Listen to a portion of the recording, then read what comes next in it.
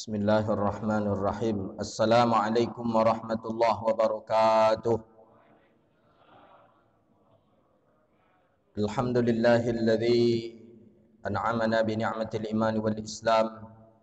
Wassalatu wassalamu ala asyrafil anam sayyidina wa nabiyyina wa habibina wa syafi'ina wa qurrati a'yunina wa maulana Muhammadun sallallahu alaihi wasallam.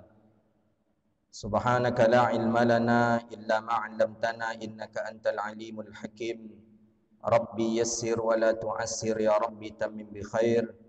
Allahumma faqihna fid din wa 'allimna at-ta'wil wahdina ila siratikal mustaqim. Allahumma salli ala sayyidina Muhammadin al-Fatih lima ughliqa wal khatim lima sabaqa nasiril haqqi bil haqqi wal hadi ila siratikal mustaqim. Sallallahu alaihi wa ala alihi wa sahbihi haqqa qadrihi wa miqdarihi al-azim. Allahumma faqihna fid din wa 'allimna at-ta'wil wahdina ila siratikal mustaqim. Puja dan puji syukur kita kepada Allah. Alhamdulillah, di waktu yang mulia ini Allah izinkan kita bisa duduk di rumah Allah ini melaksanakan kegiatan pengajian kita majlis ilmu kitab Bidayatul Hidayah. Kita bermohon kepada Allah, mudah-mudahan yang kita lakukan hari ini diterima oleh Allah Subhanahu wa taala dan diberi pahala dengan pahala yang berlipat ganda hendaknya. Amin ya rabbal alamin. Salawat dan salam ke Nabi yang agung, Nabi yang mulia, Sayyidina Rasulullah Muhammadun sallallahu alaihi wasallam. Allahumma salli wa sallim ala Sayyidina Muhammadin wa ala alihi wa sahbihi ajma'in. Salawatu Rabbi wa salamuhu alaika ya Sayyidi ya Rasulullah. Hadirin yang dirahmati Allah, lanjutan kajian kita terakhir kemarin adalah menjauhkan diri yang keenam daripada melaknat. Tak boleh kita melaknat hewan, walaupun hewan tadi hewan yang tidak boleh dimuliakan seperti anjing. Tak boleh kita melaknat anjing, apapun itu jenis hewannya. Kucing apalagi tak boleh. Dan tak boleh pula kita melaknat manusia. Kemudian terakhir, tak boleh pula kita melaknat makanan. Jadi tak boleh kita mencaci makanan. Makanan ni tak enak, atau makanan rasa racun atau apa segala macam lah. Tak boleh. Ketika kita ingin, ambil. Ketika kita tak suka, tinggalkan. Jangan mencacinya. Maka kata Rasulullah SAW, idza ishtaha syai'an akalahu wa ila tarakah. Ketika seseorang menyukai makanan itu, makan. Kalau tidak, maka tinggalkan makanan itu. Jangan sampai kita caci. Tak boleh. Kita hina makanan itu, tak boleh. Ah, tak enak. Apa rasa kata kita. Atau kita mencacinya, ah, asin kali. Jangan. Atau apa rasa racun. Ada orang kita bilang rasa racun kata. Ada bilang rasa neraka katanya, macam dah pernah pula masuk neraka ni. Bilang pula makanan tu rasa neraka katanya. Ini tak boleh. Tak boleh kita mencaci makanan. Itu hadis yang terakhir kemarin, pembahasan yang kita bahas. Jadi kalau kita ingin, ambil.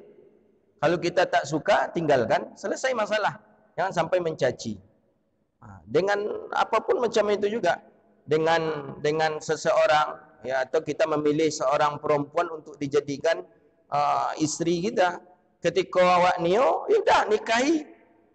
Khidbah dia, nikahi dah selesai. Ketika kita tak suka dengan dia, dah tinggalkan. Tinggalkan, ya sampaikan saja baik-baik. Mohon maaf, saya belum bisa bersama engkau. Dah selesai, kita tidak jodoh lah. Jangan sampai meninggalkan kalimat yang tak elok. Tak jadi dan cukup je kau dah. Rupanya kau, cukup lah kan. Rupa kau hitam berkoraknya kan.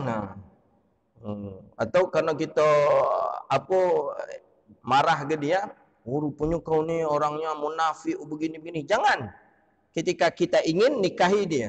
Ketika kita tak ingin, dah jangan kita nikahi. Dalam bab masalah pernikahan begitu juga.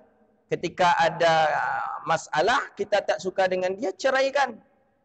Ketika kita tidak ada dengan dia, dah ceraikan, selesai. Jangan meninggalkan kalimat-kalimat yang tak elok pula kita dalam hal perceraian. Itu dia. Jadi ketika tak elok, dah saya tinggalkan, saya cerai engkau, dah saya tolak engkau, dah selesai dia. Jangan sampai kau modeko, ceraikan kau. Jangan. Semakin parah nanti. Itu pembahasan kita yang kemarin. Qala al-Imam Hujjatul Islam Abi Hamid Al-Ghazali rahimahullahu taala as-sabi' ad-du'a'u 'ala al-khalqi fahfadh lisanaka 'anid du'a'i 'ala ahadin min khalqillahi ta'ala wa in zalamaka faqul ala amrillah ala amrihi ilallah faqul amrihi ilallah. Apa kata Imam Al-Ghazali rahimahullahu taala? Yang ketujuh, jauhilah darimu ad-du'a ala khalqi, mendoakan orang, mendoakan makhluk di atas celaka, mencelakai orang dia, ya Allah, binasakanlah dia ya Allah, ya Allah, hancurkanlah dia ya Allah, ya Allah, kena tabrak mobil lah dia ya Allah, ya Allah, kena import dia sawit lahnya ya Allah. Mungkin umpama seperti itu. Kita emosi menengok tukang panen kita. Tukang panen kita yang dia panen 2 ton tapi yang dapat cuma 1 ton. Tiup manen mode itu, tiup manen mode itu. Dalam tahajud kita doakan dia, ya Allah, mudah-mudahan ya Allah kena import lah nyodek sawit ya Allah. Mendoakan seperti itu tak boleh. Kata Imam Al-Ghazali rahimahullah, fahfaz lisanaka, jaga lidah engkau anid du'ai, daripada mendoakan orang, mencelakai orang, ala ahadin min khalqika, daripada salah seorang daripada makhluk Allah Ta'ala. Wa in zalamaka, sekalipun dia menzalimi engkau. Memang kita dizalimi ya. Memang dia menzalimi kita, memang dia menghina kita, memang dia menghancurkan kita. Ketika dia berhutang dengan kita, tak dibayarnya hutang. Kita difitnah ya pula. Oh, si Anu tu baru kita minjam duit dia, baru dah kemana-mana dia ceritakan. Padahal kita sering juga minjamkan duit dia, kata dia. Padahal kita tak pernah minjam duit ke dia. Tapi dizaliminya kita, difitnahnya kita. Walaupun dia menzalimi kita, tak boleh mendoakan orang untuk mencelakai orang, tak boleh. Itu. Jadi, siapapun orang yang pernah mencelakai kita, tak boleh doakan dia dengan doa yang untuk mencelakakan dia. Fawadi amri faquli, maka serahkanlah urusan itu kepada Allah. Biarlah Allah yang membalasnya. Begitu saja. Orang ada menzalimi, doakan, solat hajat kan, baca Yasin 41 kecek kawan ke gitu kan. Atau solat hajat kan ni kan. Tak, cukup Allah yang membalas. Orang zalim Allah yang membalas. Tak usah kita doakannya. Fafil hadis, sebagaimana di dalam hadis Nabi Yunus sallallahu alaihi wasallam, innal mazlum la yad'u ala zalimihi, sesungguhnya orang yang terzalimi berdoa dia kepada Allah di atas orang yang menzaliminya, mencelakakan, didoakan, dikutuk orang yang menzaliminya, hatta sehingga diterima doanya tadi oleh Allah. Tapi ternyata zalimnya yang ia dapatkan lebih daripada dia zalimi kita. Jadi dia menzalimi kita mungkin sekedar-sekedar saja, tapi gara-gara doa kita itu Allah lebih menzalimi dia. Kan tak berimbang jadinya. Tak berimbang, dia lebih zalim gara-gara doa kita. Thumma yabqa lizalim, kemudian tinggallah daripada kezaliman, kelebihan daripada zalim itu pada dirinya, maka dia pun akan menuntut pada hari kiamat nanti. Aku menzaliminya cuma sampai batas itu, ternyata dia mendoakan aku dari atas kezalimannya, dan aku lebih terzalimi lagi. Tu hati-hati kita. Umpama mungkin orang menzalimi kita mungkin karena sampai batas kita, ya seperti umpamanya di ASN non-job lah, kan terzalimi kita itu. Umpama kita di non-jobkan orang karena kita difitnah. Tapi kita mendoakan dia, ya Allah, kurang ajar si anu tu ya Allah. Aku ingin dia engkau zalimi pula ya Allah, sebagaimana dia menzalimi aku ya Allah. Berilah dia ya Allah, kezalimkanlah dia ya Allah. Mungkin umpamanya, rumahnya hancur umpamanya. Hancurkanlah rumah dia ya Allah. Ternyata kalau diseimbangkan dengan yang dia zalimi kita, tak seimbang. Lebih besar kezaliman dia lagi yang dia terima dibandingkan dengan kezaliman yang sudah dia lakukan untuk kita. Maka nanti dia di hari kiamat akan menuntut kepada Allah Subhanahu wa taala. Wa qalu ba'dun nasu lisanuhu ala hujaj. Jadi betapa banyak manusia-manusia yang sudah mencaci hujaj. Hujaj ini kan termasuk pemimpin yang zalim ketika itu. Dengan lidahnya, maka hujaj pun mendapat suatu kehormatan nanti dengan orang-orang yang banyak menzalimi dia. Maka oleh kerana itu pemerintah yang jahat, penguasa yang jahat, nanti bisa dia akan tertolong oleh Allah dikarenakan sudah banyak betul orang yang mencacinya. Itu dia. Ya model-model kini kau pula lah kan. Di mana-mana aja cerita orang memburuk ninyo aja tarik kan. Duduk di siku mencerita ninyo aja, duduk di siku orang menceritakan dia juga. Dia nanti akan mendapatkan keseimbangan. Dia sudah zalim, tapi karena kita menghina dia, dia dapat pertolongan nanti. Jadi kalau gitu macam mana Ustaz? Antok aja lah. Kalau pakai manhajnya metodenya Imam Ghazali. Liman zalamahu, bagi orang yang menzalimi dia, tapi karena orang tadi sudah mencaci, menghina hujat, akhirnya hujat pun berbalas daripada kezalimannya. Jadi oleh karena itu, mendoakan orang dengan kesengsaraan, mendoakan orang dengan kehancuran, itu tidak dibolehkan dalam pandangan Islam. Dalam pandangan syariat kita tak boleh. Ya, tak boleh. Bagaimana dengan orang kafir? Ya, kalau orang kafir memang jelas dia. Dalam doa Nabi SAW kan jelas itu. Apa? Allahumma ansur man nasaraddin wa khuzul man khazalal muslimin wa ahlikul kufra wal munafikin. Allahumma dammir a'daika a'da'ad-din. Ya Allah, hancurkanlah musuh-musuh engkau dan musuh-musuh agama.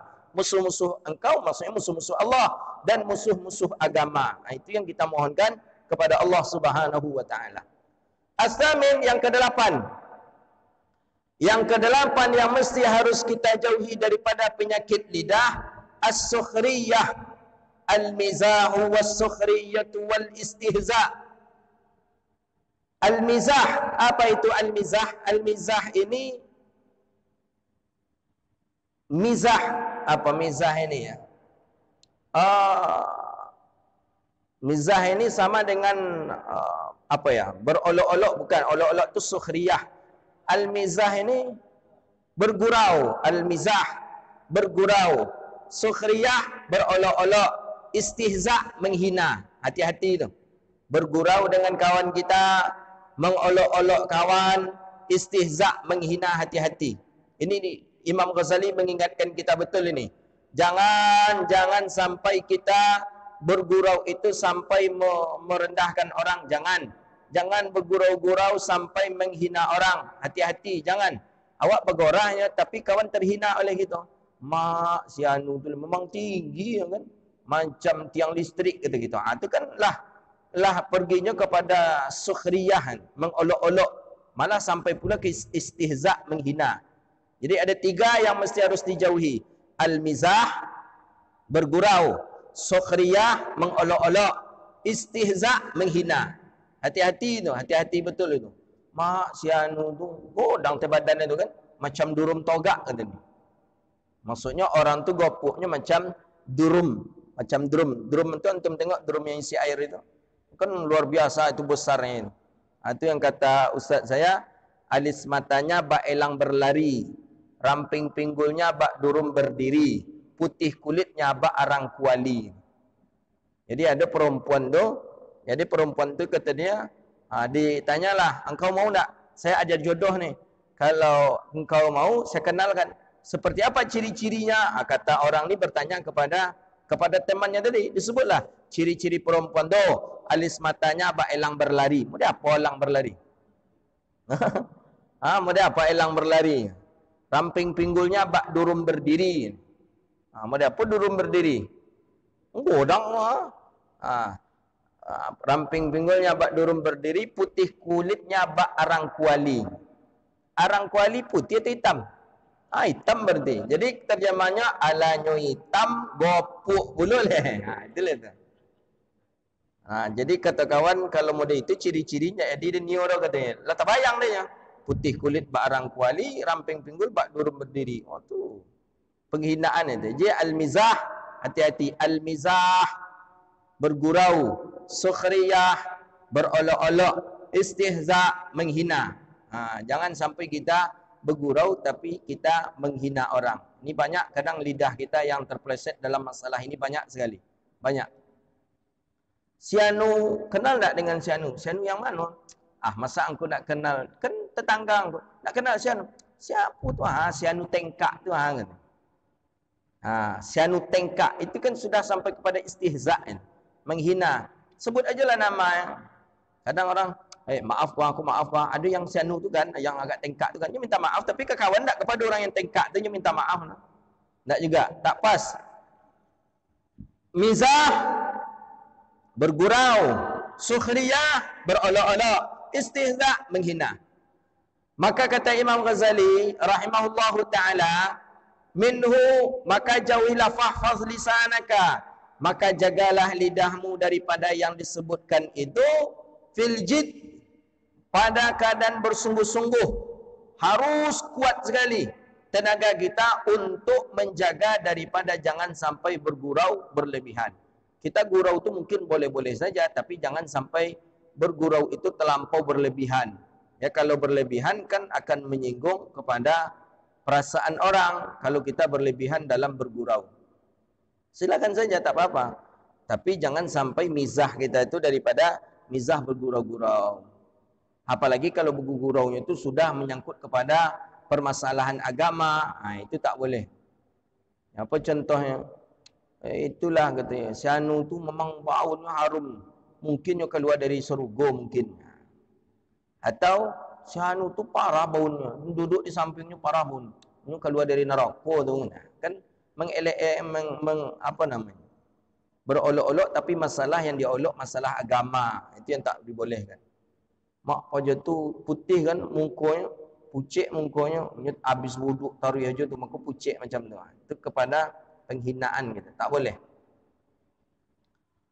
Fa'innahu yarikul ma'u wajah. Orang yang mengolok-olok, orang yang menghina, itu suatu saat nanti dia akan dilemparkan seperti, maka sesungguhnya orang memercikkan air kepada wajahnya. Jadi kalau awak menghina orang, itu kita sama dengan memercikkan air kepada wajah kita. Ya, kalau ke wajah kita memercikkan air, suatu saat nanti kita akan terkena oleh air itu. Maka hati-hati sekali kita, jangan sampai terjadi kepada diri kita. Kalau kita menghina orang, ya berarti memercikkan air. Kalau bahasa kita kan menampuk air dalam dulang katanya. Kita tepuk air di bawah tu, kita akan kena. Maka jangan sampai. Wa yasqutul mahabbah, dan merusak daripada wibawa. Orang yang sering dia bergurau-gurau, sering dia mengolok-olok, sering dia mencemoohkan orang, itu akan merusak wibawanya, merusak hibahnya. Hibah ini mahabbah, mahabbatan, itu adalah wibawa. Jangan. Wa yastajirul wahsyah, dan dia akan menimbulkan suatu kebencian. Kalau awak suka mengolok-olok orang, orang banyak benci ke awak. Tak suka orang dengan kita. Wa yadhil qulub, dan itu merusak hati kita. Hati awak rusak, hati orang pun rusak. Orang nak ni duduk jawab dah. Nak ni duduk orang dengan kita, tak mau orang berkawan dengan kita. Kalau kita suka mencemoohkan orang, mengolok-olokkan orang, orang tak suka teman dengan kita. Duduk je inyo konaitor je jawab dia inyo. Digolakkanlah dia apalah, tak boleh. Fa huwa mabda'ul lil jaj. Itu permulaan daripada berkelahi dan berbantah. Jadi permulaan kita akan berkelahi dengan orang tu awalnya pasti karena cemooh. Itu umumnya seperti itu. Orang-orang banyak berkelahi, orang-orang banyak silaturahmi putus, itu karena cemooh. Karena ejek mengejek. Dari situ dia permulaan. Wa yaqrisul haqdu fil qulub, dan itu menanamkan rasa dendam di dalam hati. Rusak hati kita. Duduk je nya kena cemooh je awak tarik. Pak Haji tu malir kawan nya. Wa angko apa mah saku yang berjahit. Faham tak antum saku berjahit? Saku berjahit tu maksudnya cikik. Wa angko jagung mah tak boleh. Fala tawazih. Maka jangan kalian berolok-olok. Maka jika kalian berolok-olok, kata Imam Ghazali, fala, maka jangan kalian untuk menjawabnya. Jadi kalau awak diolok-olok oleh kawan awak, diam saja, jangan berbalas. Jangan dibalas. Kalau dibalas, itu yang menyebabkan kita nanti akan berkelahi. Wa a'rid anhum, jangan duduk dari mereka, jauh daripada mereka. Kalau awak dihina-hina ya, tinggalkan mereka. Kalau kita dihina, dicaci, apalagi kalau sudah sampai kepada fisik, tinggalkan mereka. Tak boleh kita melayani dia, tak boleh. Tinggalkan. Hatta yakhudu fil hadisi ghairi, sehingga dia menceritakan tentang yang lain lagi. Jadi kalau awak duduk je di situ, tambah semangatnya mereka menceritakan awak. Ancak awak payah je. Jadi kalau ada orang yang menghina-hina kita, mengolok-olok kita, mencimohkan kita, ancak payah je lah. Mereka mengubah ceritanya. Kalau awak duduk di situ, dia selalu akan menyudutkan dan memojokkan kita. Wa kun minal ladzina idza marru billahi marru kirama. Nah, sama seperti orang-orang yang apabila mereka lewat dengan sesuatu yang lara, sesuatu yang kosong, kemudian lewat pula berlalulah dengannya suatu kemuliaan. Jadi kalau kita duduk di situ, dia akan menceritakan yang buruk-buruk. Kalau kita duduk di sana, dia akan menghina-hina kita. Maka lebih elok kita tinggalkan saja. Fahadhil majamal afatal lisan. Maka inilah daripada kumpulan penyakit-penyakit lidah. Wala yu'inaka alaihi illal uzlah. Tidak akan bisa diri engkau tertolong daripadanya kecuali uzlah. Uzlah itu maksudnya tinggalkan, jauhkan. Jadi kalau awak duduk di suatu tempat, tempat itu selalu ada hina-menghina, olok-mengolok, elok tinggalkan saja tempat itu. Itu obat satu-satunya yang bisa kita lakukan. Kalau kita duduk juga di tempat itu, hati kita akan keras, kita akan bergaduh, dan kita pun tidak jadi enak dengan orang yang menghina atau yang terhina daripadanya. Siapa pula di kita, walaupun kita tak ikut menghina, setidaknya satu lo golak. Tiba kawan satu, awak satu menggolakkan kawan yang tadi, berarti kita sudah sekongkol dengan orang yang menghina tadi. Lebih baik uzlah. Uzlah itu tinggalkan, pergi. Atau lebih baik diam, jangan kita jawab. Itu ni. Illa biqadri darurah, sampai ukuran darurat. Ya darurat ya sebagaimana kita mampulah begitu. Pergi. Kalau nak, kalau bisa awak diam, duduk diam dulu. Tak tolak dah, pergi ajalah. Jangan sampai hal-hal yang tidak diinginkan terjadi. Saya masih ingat waktu kecil-kecil dulu, ada ya angkatan abang-abang saya lah waktu itu. Kan orang-orang ni, anak-anak muda ni kadang saling ejek-mengejek tu biasalah. Cuman yang kawan satu ni karena sudah terlampau tinggi ejeknya, akhirnya berkelahi. Depan saya nampak itu, ditenjulah hidung. Itu awalnya berkelahinya masalah apa ya? Masalah jari kalau tak salah saya. Ang jari yang tak lurus dah kecil. Mungkin jari yang ku waktu ketek acuk menunjuk kuburan ke kata ni. Memang jari kawannya tadi agak pencong ketek tu. Jadi dia nak terima. Jadi katanya tu, enggak jari dengku memang dari lahirnya tak elok katanya lah. Tak ada tu dah jari yang tu apa tu je. Jari yang ku jarang buat semayang makanya tak lurus dah kecil kan. Tak terimanya pada itu dah saking ejek-ejek macam tu, langsung tenjuk patah hidung. Saya nampak betul tu. Kecil saya waktu itu ya, kecilnya paling kelas 1 SD lah saya waktu itu. Nampak sepatah. Patah sekali tenju, patah, berdarah. Polisi menyelesaikannya. Itu gara-gara apa itu? Gara-gara olok-mengolok. Jadi elok tinggalkan saja. Dihina gitu ada orang. Awak jalan agak tengkak panjang sebelah kaki yang kata kawan kita ke kita kan. Payah je lah. Tak usah kita jawab. Tak usah jawab. Ayang panjang sebelahnya. Artinya tersinggungnya mereka jadinya tak. Seolah-olah ayahnya pula yang kita sebut kakinya panjang sebelah. Ancak diam aja. Pergi aja kita. Itu maksudnya. Jangan kita jawab. Kalau kita jawab berkelahi kita jadinya. Tu Imam Ghazali mengajarkan seperti itu. Faqad kana Abu Bakar Siddiq radhiyallahu anhu yada'al hajara fi fihi. Sebagaimana Abu Bakar As-Siddiq meletakkan batu di mulutnya supaya terlarang mulut tadi daripada berbicara yang tidak ada hajatnya. Abu Bakar nak nionya dah, jangan sampai dia mengolok-olokkan orang. Kadang Abu Bakar mengisyarah kepada lidahnya. Ada kawan yang banyak cerita, banyak cakap, kata Abu Bakar, kata Abu Bakar. Pernah Abu Bakar seperti itu. Ni kata Abu Bakar, ditunjuk Abu Bakar lidah. Hati-hati dengan ni kata Abu Bakar As-Siddiq. Faqulu hadzal ladzi awradanil mawarid fahtariz minhu bijahdika, karena inilah orang-orang banyak masuk neraka, maka jaga sekuat tenaga engkau, kata Abu Bakar. Asbab halakuka fid dunya wal akhirah, sebab orang itu celaka di dunia dan di akhirat. karena ini, kata Abu Bakar As-Siddiq. Jadi jaga lidah kita. Jangan sampai menghina orang, jangan sampai mengecilkan orang, jangan sampai menyepelekan orang. Hati-hati. Jaga lidah, kata Imam Al-Ghazali rahimahullahu ta'ala. Itu dia, jaga lidah. Kita kadang lidah ni lah yang agak susah untuk menjaganya. Susah sekali. Lidah, menjaga lidah ni susah. Kadang orang berjalan, nampak ada dua je, awak komentari orang tu berjalan.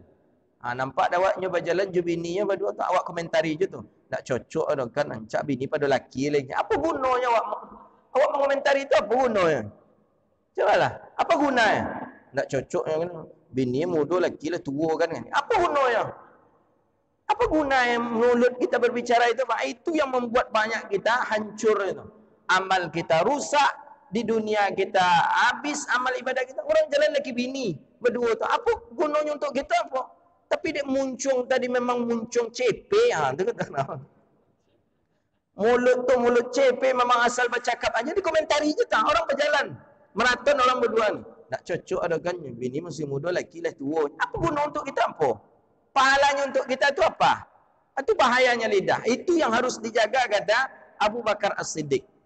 Kadang orang jalan berdua, kadang orang duduk berdua tu, nak cocok dah. Apa tu bau ban. Ibu tu tengok ancak je baru. Gunanya apa kita bercakap macam tu? Apa gunanya?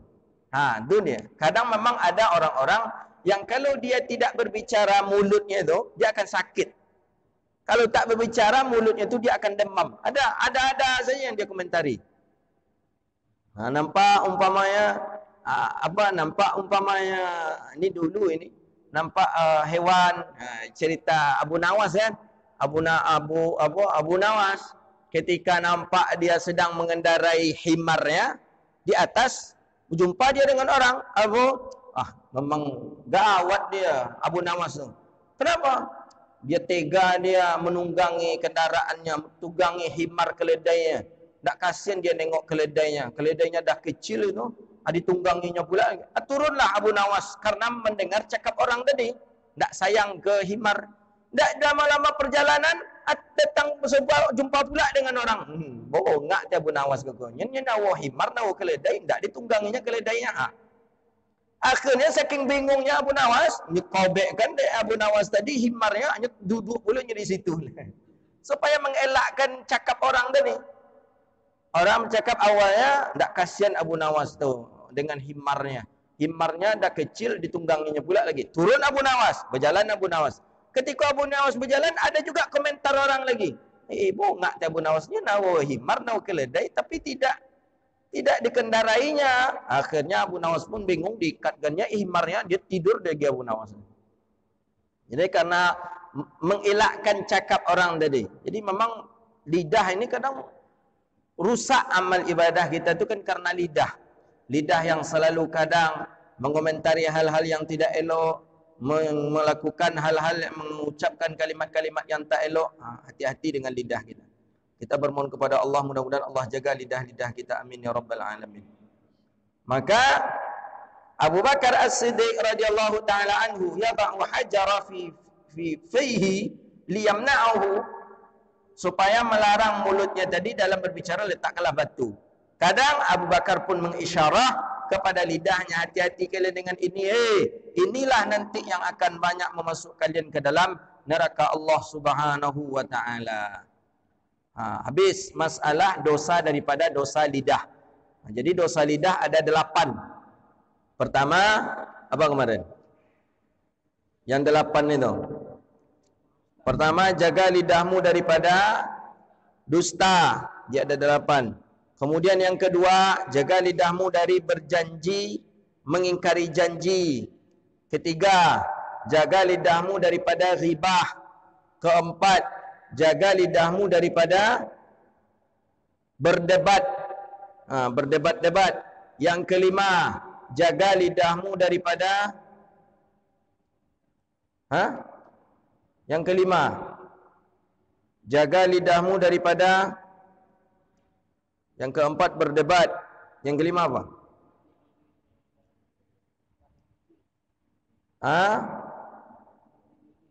Memuji diri. Memuji daripada diri kita sendiri. Yang kelima, Yang keenam, hindarkan dirimu daripada melaknat. Yang ketujuh, daripada mendoakan orang celaka. Yang kedelapan, daripada mizah, daripada bergurau, mengolok-olok dan menghina. 8, hati-hati jaga lidah kita dari 8 maksiat itu. Kemudian selesai masalah lidah, masuk kepada masalah perut. Dia kan ada 7 kemarin. Ada mata, ada lidah, ada mata, ada telinga, ada lidah, ada perut, ada kemaluan. Berapa? Ada hati lagi. Jadi mata 1, telinga 2, lidah 3, perut 4, 5 kemaluan, hati 6. Ya kan? Jaga itu. Ini yang ke berikutnya. Wa ammal batnu fahfadhuhu min tanawuli. Adapun dosa perut, maka jaga olehmu akan perut daripada memakan makanan yang haram. Hati-hati, perut kita jangan sampai memakan haram. Apa definisi makanan yang haram? Makanan yang haram itu ma laysa laka, makanan yang tidak milik engkau. Bukan milik kita. Itu makanan haram. Punya orang. Imma bitariqin kasbin, adapun daripada jalan memaksa, atau dengan cara merampas, atau dengan cara mencuri, atau dengan cara menipu, maka hukumnya sama, haram. Kita menipu orang atau jual beli, kita tipu orang, itu jadi perkara yang haram. Apa contoh menipu? Ya seperti contohnya barang tu bagus di luarnya saja, di dalamnya busuk. Kita tahu buah tu buah busuk, kita jual ke orang tanpa memberitahu kepada orang. Yang kita sampaikan ke orang, dia bagus buahnya nih, belilah. Macam duku lah. Duku tu kan kalau tak pandai membeli duku tu gawat. Kita bisa terkecoh kita, karena di dalamnya busuk, di luarnya bagus. Ada kadang di luarnya bagus, di luarnya busuk, di dalamnya bagus. Tapi umumnya kalau sudah di luarnya busuk, di dalamnya busuk juga itu. Maka jagalah perutmu daripada memakan yang haram. Hati-hati jaga perut dari yang haram. Wasyubhat, dan jaga perut daripada yang syubhat. Syubhat ini yang tak jelas halal haramnya. Maka di dalam hadis Nabi, yang halal itu jelas, yang haram itu jelas. Al-halalu bayyinun wa innal haramu bayyinun. Yang halal itu jelas, yang haram itu jelas, dan yang samar-samar daripada keduanya itu syubhat. Jadi syubhat itu yang tak jelas hukumnya halal haram, itu syubhat. Tinggalkan. Jauhi diri kita daripada yang syubhat. Memang syubhat ini ulama ada mengatakan hukumnya haram, ada juga mengatakan syubhat yang tidak sampai kepada haram, maksudnya yang agak jelas dia sedikit, maka itu dibolehkan. Tapi ulama lebih banyak pendapat bahawa syubhat itu pun dikategorikan kepada yang haram. Wahris ala talabil halal, dan hendaklah engkau bersemangat dalam mencari yang halal. Dalam mencari yang halal, bersemangatlah kita. Banyak-banyak cari yang halal. Talabul halal faridatun ala kulli muslim. Sebagaimana hadis di dalam hadis riwayat Abdullah bin Mas'ud. Jadi mencari yang halal itu diwajibkan di atas setiap muslim. Wajib. Jangan sampai kita tidak mencari yang halal. Cari yang halal, tinggalkan yang haram. Fa idza wajadtahu fahris ala an taqsira minhu. Apabila kita menjumpai daripada yang halal, maka hendaklah kita mesti menjaga diri kita, antak tasira minhu ala maduna, maka hendaklah kita mencarinya, hendaklah kita menguranginya sedikit di atas sesuatu selain daripada kita sampai kepada tahap kenyang. Jadi kenyang dengan yang halal pun tak dibolehkan. Ini madrasahnya Imam Ghazali. Jelas barang tu halal, jangan terlampau kenyang, kurangi sedikit. Karena kenyang dengan yang halal itu bisa berakibatkan bahaya pula dia. Dalam Minhajul Abidin ada itu. Walaupun itu kita halal, jelas tu halal, kurangkan sedikit. Jangan sampai kenyang dengan yang halal. Kenapa? Fa inna syab'a yuqassil qalb. Sesungguhnya kenyang dengan yang halal itu bisa yuqassil qalb, itu bisa mengeraskan hati. Maksudnya kalau perut kenyang kan keras hati kita, malas kita ibadah. Nah, bisalah antum fahami. Kenyang dengan yang halal saja, kalau bisa jangan, kata Imam Ghazali. Apalagi kenyang dengan yang haram. Kenyang dengan yang halal saja bisa membuat hati kita keras. Apalagi kenyang dengan yang haram, tentu bisa mematikan hati. Maka hati-hati, jangan sampai kenyang dengan yang haram. Maka ulama itu makannya dengan ala kadarnya saja. Dia ada kadar, sukatan. Imam Abi Hanifah ketika perutnya lapar, dia pergi ke rumah makan yang ada masywi, memanggang ikan. Tempat panggang ikan, dihirupnya asap yang bakar ikan itu. Agak 3 kali, kemudian dia pulang. Itu cara kenyangnya Imam Abi Hanifah. Jadi jangan sampai kita kenyang dengan yang halal. Karena kenyang dengan yang halal, itu mengeraskan hati, kemudian merusakkan pikiran, dan menghilangkan hafalan.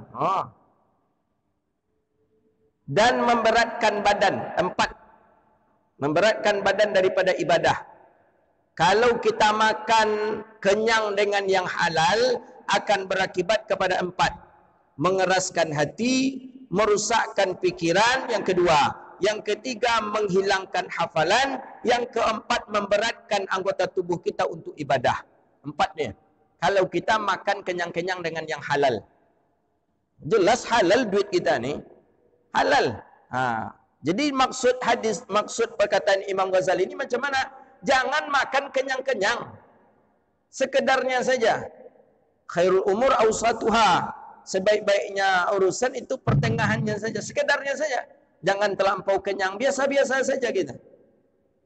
Kalau sudah terlampau kenyang, hati akan keras. Kalau hati keras, akal kita akan mudah untuk rusak. Pikiran tak kemana-mana. Hafalan pun mulai kurang. Hafalan pun mungkin lemah. Kemudian berat badan bertambah. Sehingga kita susah untuk melaksanakan ibadah. Luar biasa Imam Ghazali.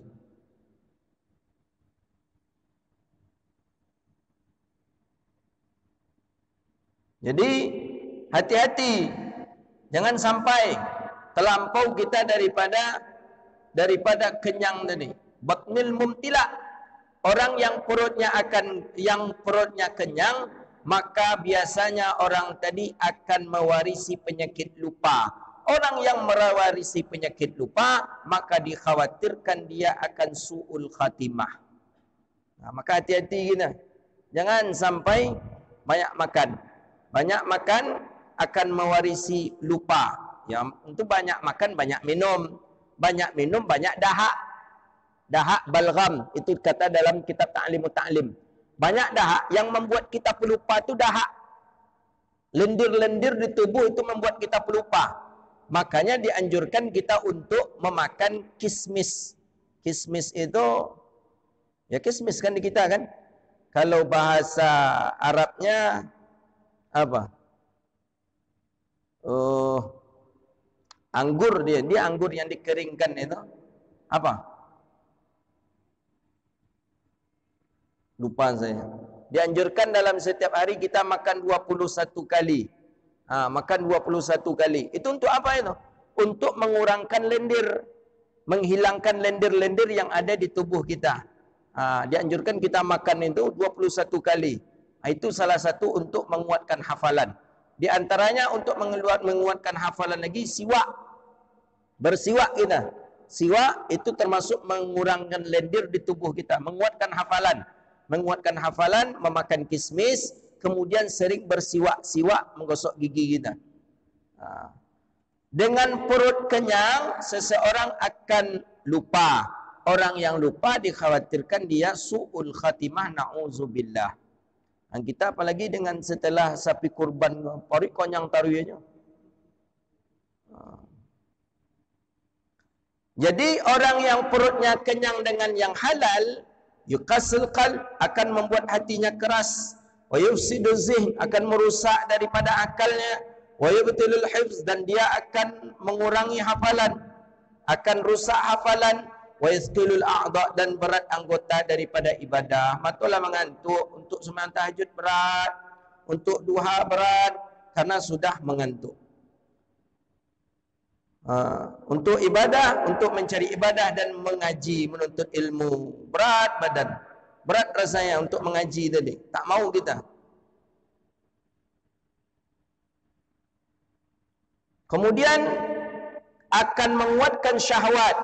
Syahwat ini daripada keinginan-keinginan. Kalaulah banyak makan yang halal, tentu pariklah konyang. Parik konyang, urek matuk, lah mengantuk pula. Akhirnya nencik tu togak taruhnya. Syahwat berkeinginan terus. Akhirnya bagaimana?